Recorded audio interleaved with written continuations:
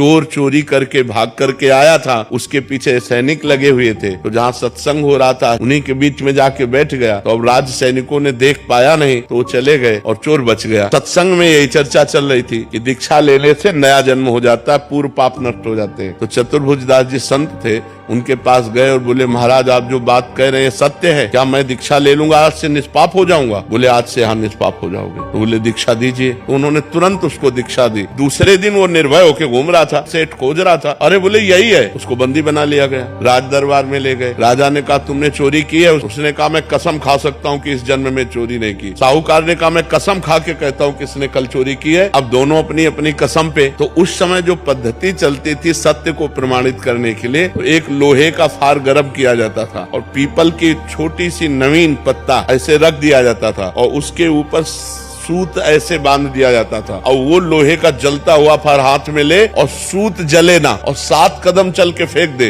वो सत्य माना जाता था। तो ऐसा ही चोर के साथ किया गया। जे ही पूरी पद्धति करके ऐसे फार और 7 कदम चला फेंक दिया, बिल्कुल सूत ज्यों का त्यों। अब तो राजा ने सेठ को कहा ऐसे फांसी दो। जब उसकी फांसी की बात कही तो बोले सरकार नहीं वो भी सही है। बोले कहानी ये है कि हमने कल चोरी की थी लेकिन फिर हमने दीक्षा ले ली, तो दीक्षा से नया जन्म हो जाता है, इसलिए मैंने इस जन्म में चोरी नहीं की। इस बात से वो राजा बड़े प्रभावित हुए।